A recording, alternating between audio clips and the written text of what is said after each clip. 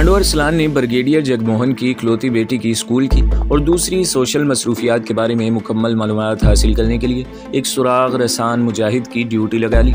इसने 2 दिन के बाद आकर रिपोर्ट दे दी। इसकी रिपोर्ट के मुताबिक ब्रिगेडियर जगमोहन की इकलौती बेटी का नाम सोनाली था। वो सुबह 9:15 बजे कानूनट जाती थी और 12:15 बजे तक कानूनट में रहती थी। सिक्योरिटी फोर्स के मुसल्ले भारतीय फौजियों की गार्ड इसे कानूनट ले जाती और कानूनट से वापस लाती थी। इसके अलावा इस लड़की की कोई सोशल मसरूफियात नहीं थी। वो ज़्यादा वक्त अपने बंगले पर ही गुजारती थी। वहीं इसकी सहेलियां जाती थी जिनके साथ वो टेनिस वगैरह खेलती थी। जब ये तफसील अरसलान ने कमांडो शेरखान को बयान की तो इसने कहा, तुमने जो तफसील बयान की है सोनाली की मसरूफियात की, इनसे तो अंदाज़ा होता है कि हमें कुछ और सोचना पड़ेगा, कोई दूसरा जरिया तलाश करना होगा। अरसलान ने कहा, ब्रिगेडियर की बेटी सोनाली की एक मसरूफियात के बारे में मैंने तुम्हें नहीं बताया, वो भी बता दो। शेरखान ने कहा। कमांडो अरसलान बोला, सोनाली हर मंगलवार की शाम को मंदिर में पूजा करने जाती है। ये मंदिर इनके बंगले से जुनूब की जानिब वाक़ है। ये कोई बाकायदा मंदिर नहीं है। एक विष्णु भगत हिंदू ठेकेदार ने अपने बंगले के एक कमरे में विष्णु भगवान की मूर्ति रखकर इसे मंदिर में बदल दिया हुआ है। हर मंगल की मंगल फौजी और गैर फौजी अफसरों की औरतें वहाँ शाम के वक्त पूजा पाठ करने आती हैं। ब्रिगेडियर जगमोहन की बेटी सोनाली वहीं पूजा करने जाती है। हम वहीं से इसे उठाने की कोशिश करेंगे और ये कोशिश नहीं होगी बल्कि हमें इसे हर हालत में उठा कर ले जाना होगा।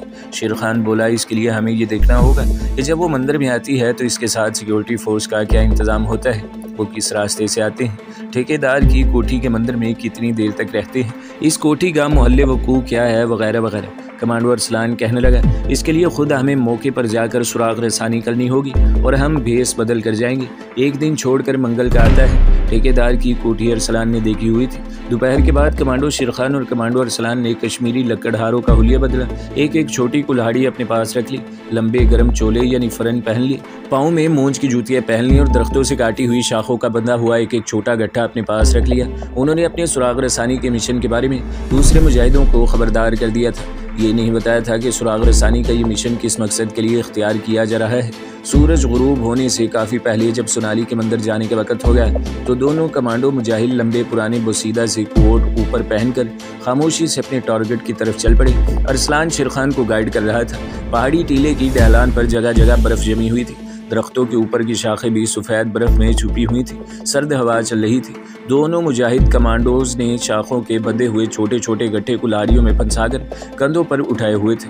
जंगल का ये इलाका सुनसान था। वो एक शॉर्टकट रास्ते से होकर जा रहे थे। चुनाचा 10-15 मिनट के बाद ही वो पहाड़ी जंगल के इलाके से निकलकर एक छोटी सड़क पर आ गए। अरसलान ने शेरखान से कहा, यही सड़क ठेकेदार के बंगले की तरफ जाती है जहाँ ब्रिगेडियर जगमोहन की बेटी सोनाली पूजा के लिए हर मंगल की शाम को आती है। आज भी मंगलवार है। वो सूरज गुरूब होने के साथ ही वहाँ जाती है। मेरा ख्याल है इसके साथ इसकी माता वगैरह तो ज़रूर होती होंगी, शेरखान ने कहा।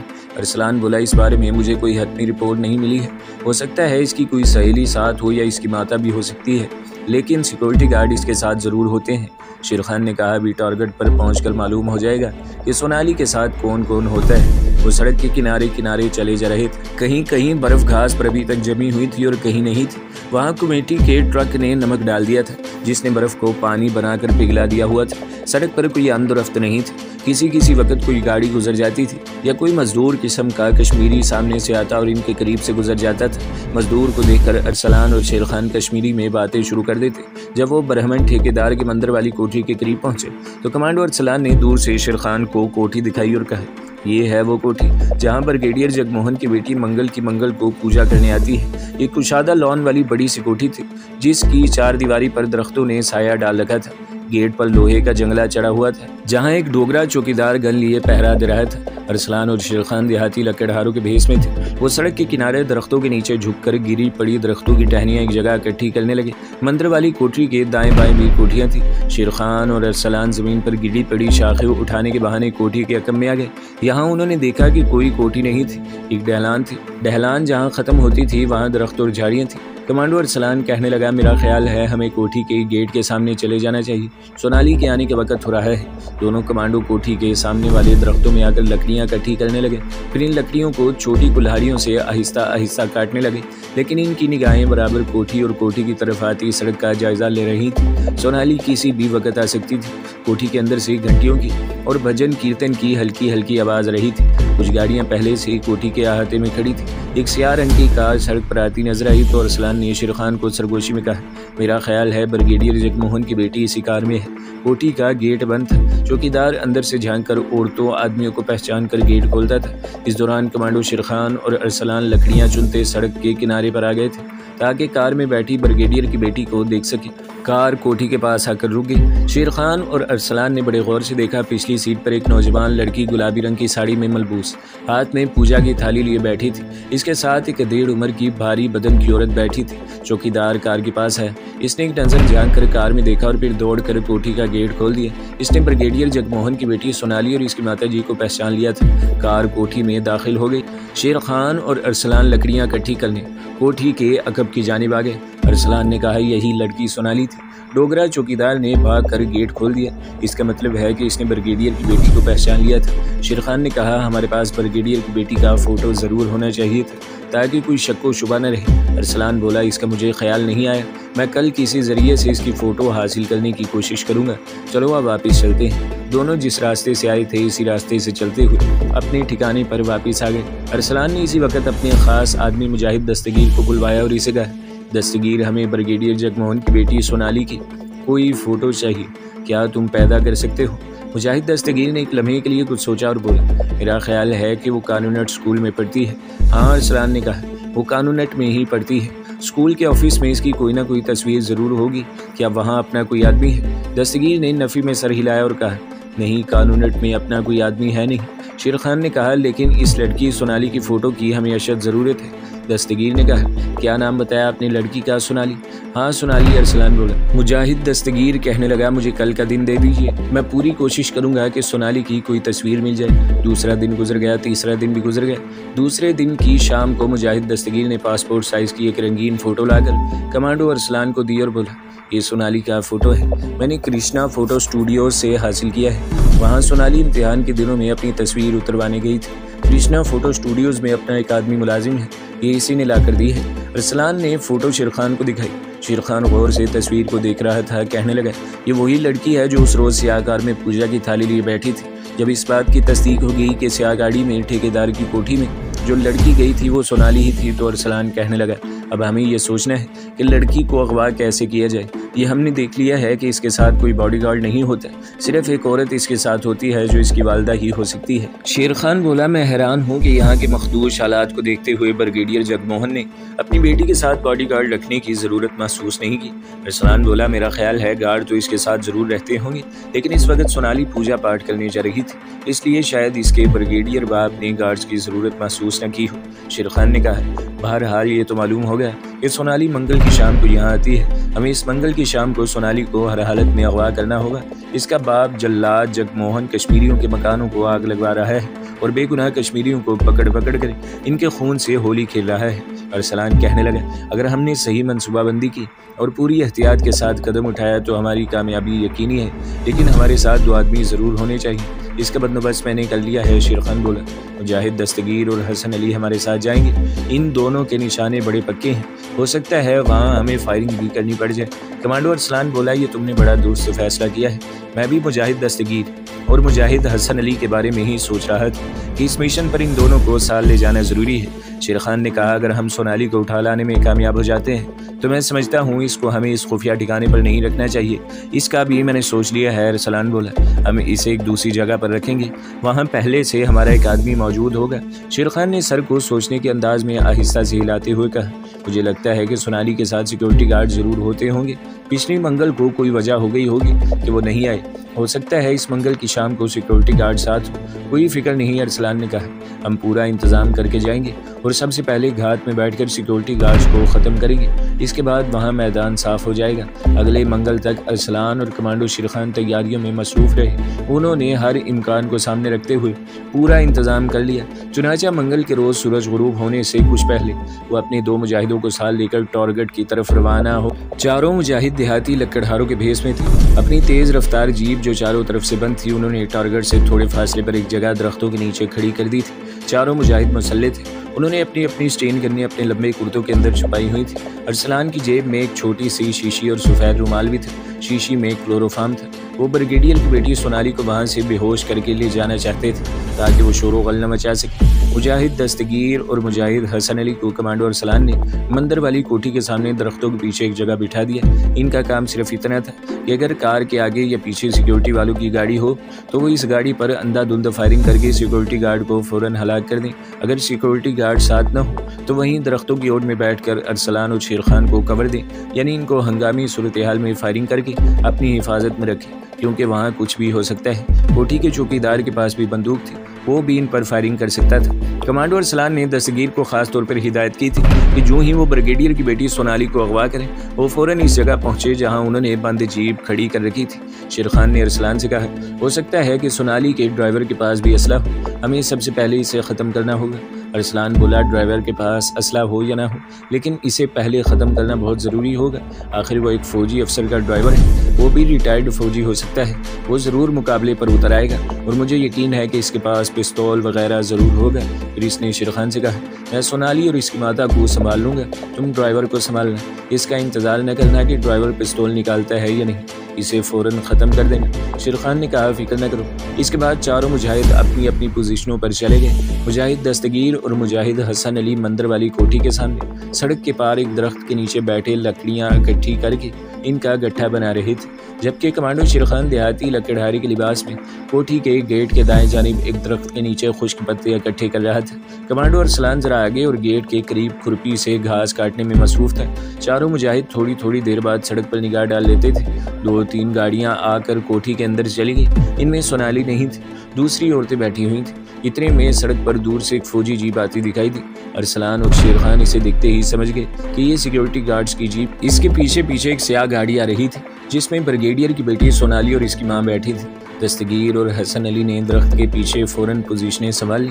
अब इन्हें सिर्फ अरसलान के सिग्नल का इंतजार था। ये सिग्नल अरसलान ने स्टीन गन का हवाई ब्लास्ट फायर करके देना था और ये इसी सूरत में सिग्नल देना था तो जब सिक्योरिटी गार्ड सोनाली की गाड़ी के साथ होंगे। अरसलान ने सिक्योरिटी गार्ड्स के पीछे देखा, पीछे सोनाली की गाड़ी आ रही थी। शेर खान ने भी ये सब कुछ देख लिया था और चौकस हो गया था।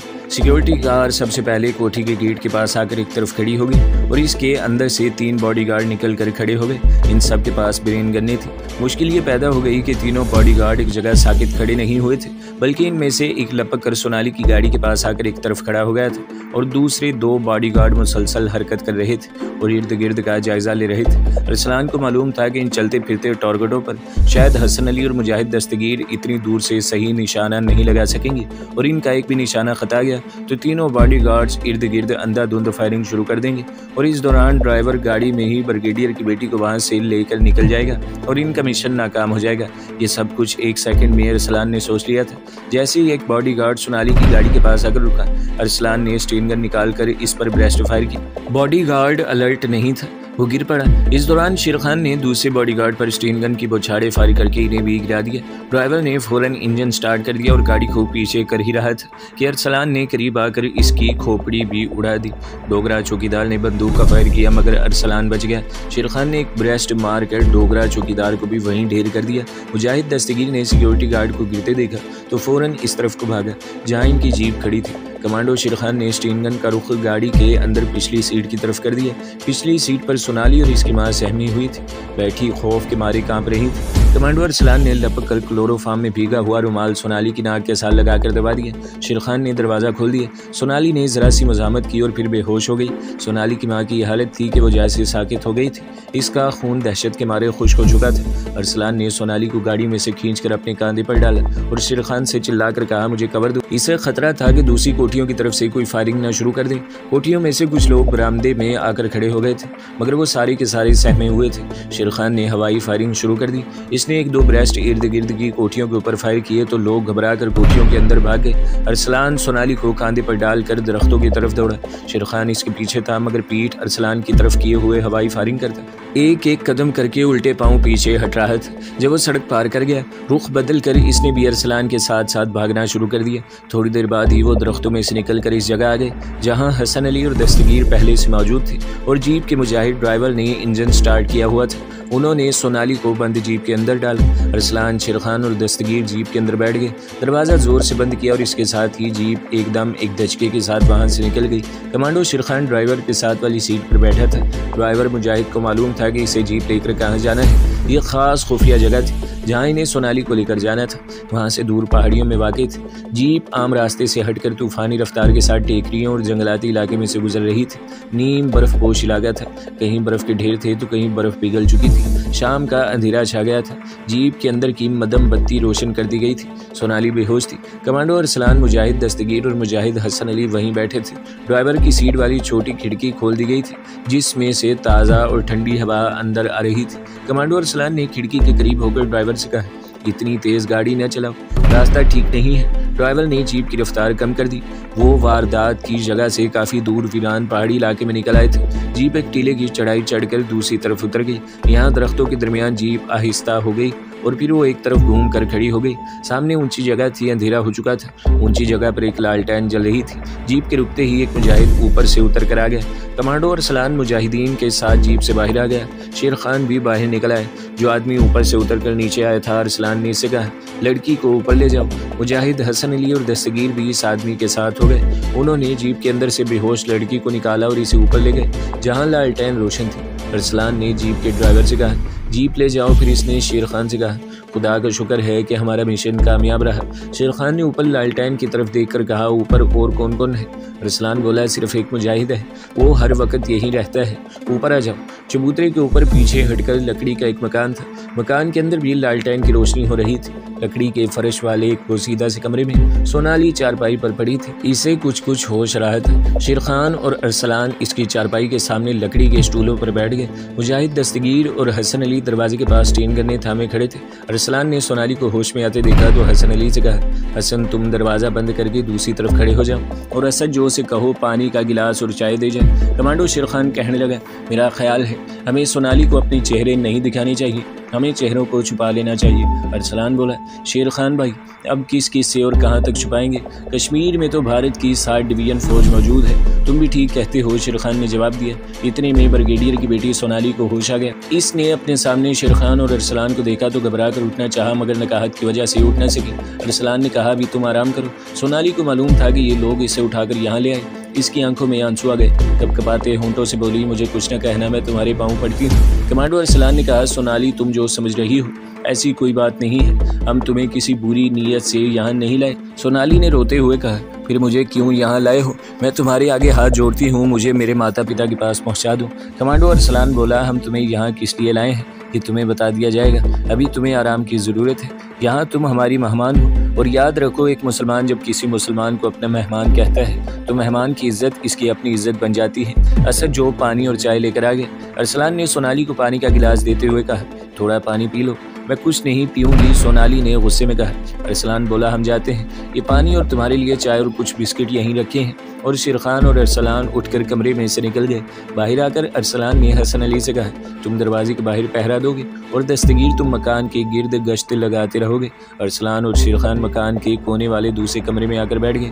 कमांडो अरसलान ने कहा, शेरखान, अब हमारे मिशन का दूसरा मरहला शुरू होने वाला है जो पहले मरहले से ज़्यादा अहम और ज़्यादा हसास है। शेरखान ने कहा, मुझे इस बात का एहसास है, इंशाअल्लाह दूसरा मरहला भी कामयाबी से तय कर लेंगे। अरसलान बोला, मैं असद जो को इस गाँव भेज रहा हूँ, इसका गांव यहाँ से थोड़ी दूर ही है। वो अपनी बूढ़ी वालदा को यहाँ लेकर आएगा। सोनाली के पास एक औरत की मौजूदगी ज़रूरी है, वो इससे ज़्यादा बेहतर तरीके से देखभाल कर सकती है। ये अच्छा ख्याल है क्योंकि अभी कुछ पता नहीं कि सोनाली को यहाँ कब तक रहना पड़ेगा। चुनाचा कमांडो अरसलान ने इसी वक्त असजो को अपनी वालदा को लाने के लिए गाँव रवाना कर दिया। ईशा की नमाज के वक्त से पहले वो अपनी वालदा को लेकर आ गया। अरसलान इसकी वालदा को लेकर खुद सोनाली के पास गया और इसे कहने लगा, ये मेरी खाला है, ये तुम्हारे आराम का ख्याल रखेगी। सोनाली ने कोई जवाब न दिया और मुंह दूसरी तरफ कर लिया। अरसलान ने असजो की वालदा को सब कुछ समझा दिया। असजो की वालदा के हाथों ही इसने सोनाली के लिए अंदर खाना भिजवा दिया और एक खास पैगाम भेजकर कुछ मुजाहिद मंगवा लिए जिनकी ड्यूटी लगा दी गई कि वो इर्द गिर्द जंगल में फैल जाए और हालात पर कड़ी निगाह रखे कि कोई बाहर का अजनबी आदमी तो इधर चल फिर नहीं रहा। और रात गुजर गई। दूसरे दिन अरसलान अकेला ही सोनाली के पास गया।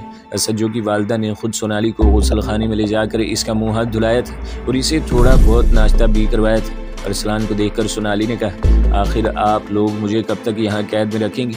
कमांडो अरसलान ने कहा, ज़्यादा दिन नहीं रखेंगे, और तुम जितने दिन भी यहाँ रहोगी तुम्हें किसी किस्म की कोई तकलीफ नहीं होगी। सोनाली ने कहा, यही तकलीफ कम नहीं कि ना मैं अपने माता पिता से मिल सकती हूँ ना वो मुझे मिल सकते हैं। भगवान जाने मेरे बगैर इनका क्या हाल हो रहा होगा। कमांडो अरसलान कहने लगा, हमने तुम्हारे माता पिता को पैगाम भिजवा दिया है कि तुम यहाँ खैरियत से हो और तुम्हारी इज्जत आबरू महफूज है। सोनाली ने कहा, आखिर आप लोग चाहते क्या है? अरसलान ने कहा, हम जो चाहते हैं इसके बारे में मैं तुम्हारे पिता ब्रिगेडियर जगमोहन से हमारी गुफ्तगू शनीद हो रही है। जैसे ही हमारी बातचीत का कोई नतीजा बरामद हुआ हम तुम्हें तुम्हारे पिताजी के हवाले कर देंगे। तो दोस्तों, अगली किस्त सुनने के लिए हमारे चैनल को सब्सक्राइब करें, वीडियो को लाइक करें और बेल के आइकन पर भी क्लिक कर दें ताकि हर जो आने वाली वीडियोज़ हैं वो आपको सबसे पहले मिलती रहें।